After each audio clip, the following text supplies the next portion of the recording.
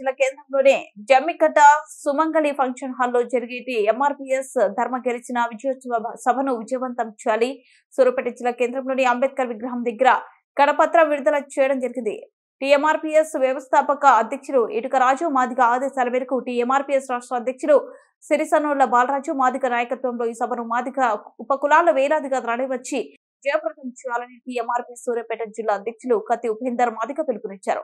ఈ కార్యక్రమంలో టీఎంఆర్పీఎస్ రాష్ట్ర ప్రధాన కార్యదర్శి భాష్య పంకు సత్యం మాదిగ, రాష్ట్ర కార్యదర్శి కొత్తపల్లి వెంకన్న మాదిగ, రాష్ట్ర నాయకులు ఒగ్గు వెంకన్న మాదిగ, సూర్యాపేట జిల్లా ఉపాధ్యక్షుడు పాతకోట్ల రమేష్ మాదిగ, సూర్యాపేట జిల్లా ప్రధాన కార్యదర్శి వల్దాస్ శంకర్ మాదిగ, జిల్లా కార్యదర్శి మామిడి సైదులు మాదిగ, జిల్లా నాయకులు ములకలపల్లి కాటయ్య మాదిగ, నగరికంటి వెంకన్న మాదిగ, తుంగతుర్తి నియోజకవర్గ ఇన్ఛార్జ్ గంగాధేరి శ్రీనివాస్ మాదిగ, ఆత్మకూరు మండల అధ్యక్షులు కొండ రవి మాదిగ, పెన్ పహాడ్ మండల అధ్యక్షులు ఒగ్గు దేవయ్య మాదిగ, నగరికంటి రాంబాబు మాదిగ తదితరులు పాల్గొన్నారు.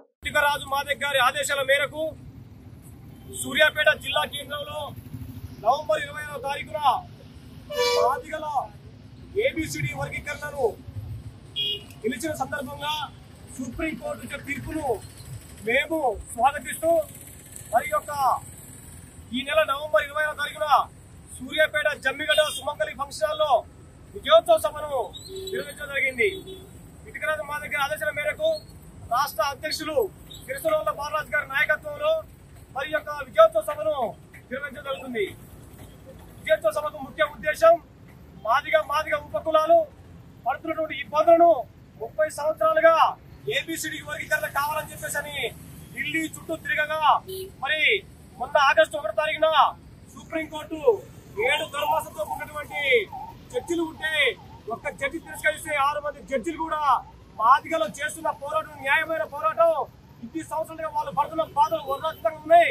వాళ్ళకి ఏబిసిడి వర్గీకరణ చేయడం న్యాయం అని చెప్పేసి 6 మంది ధర్మాసంతో ఉన్నటువంటి వర్గీకరణ చేసి రాష్ట్రాలకు ఏబిసిడి వర్గీకరణ చేసుకునే హక్కును ఇవ్వడం జరిగింది.